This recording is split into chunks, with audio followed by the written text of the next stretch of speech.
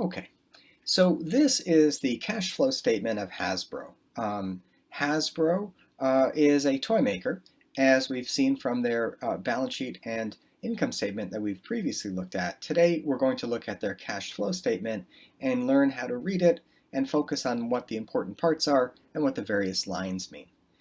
Some of the key questions that we can answer from an examination of the statement of cash flows is the business generating cash from operating the business, or are they raising cash from external sources? Do they earn enough to pay their debt? Can they meet any unexpected contingent obligations?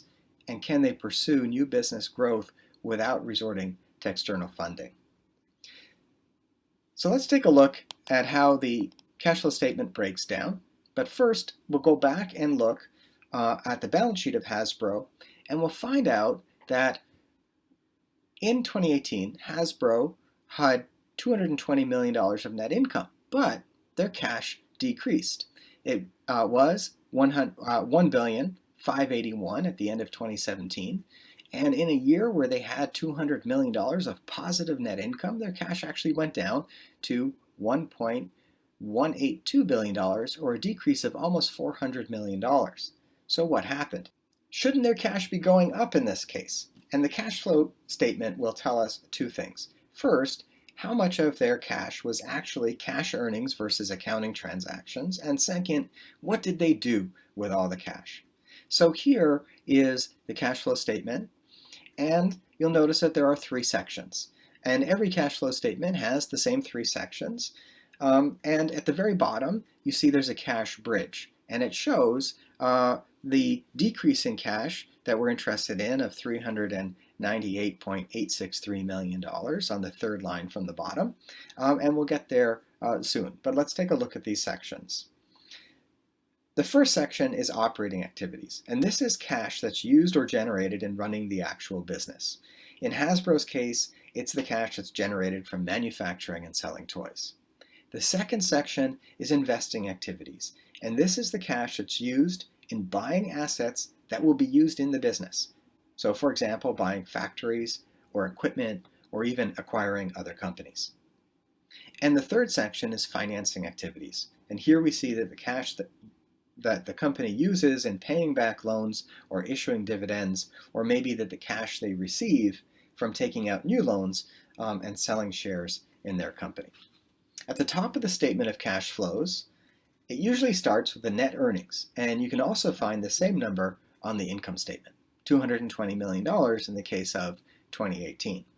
And at the bottom of the cash flow statement is the cash balance from this year and last year, and you can also find each of these numbers as we saw on the respective balance sheets. So let's look at the cash flow statement a little bit more closely. The first section is cash from operations. In this section, cash is coming in from customers and going out to suppliers. It starts with net income, and then it adds back non-cash expenses. Non-cash expenses are items that were recorded as expenses on the income statement but did not actually consume cash. Depreciation is usually a big add back here, and Hasbro also includes asset impairments, where they revalued an asset on their balance sheet and took the difference as an expense on the income statement. Again, it's non-cash, so it gets added back. Then we subtract all the changes in the working capital accounts, and this gets us to $646 million in cash from operating activities. The next section is investing activities. This section has to do with buying and selling of long-term assets. Cash goes out when we buy fixed assets, property, plant, and equipment, and cash comes in when we sell fixed assets. And the final section is financing activities. This section has to do with debt and equity. Cash goes out when we repay loans, pay dividends, or buy back our stock on the market, and cash comes in when we get new loans from banks or have an IPO, issue equity, etc. So the question is, where did Hasbro's cash go? How come the cash decreased by $400 million when we see on the top line their net earnings were a positive $220 million? Well, first, Hasbro didn't earn $220 million in 2018. It actually generated $446 million in cash from operations.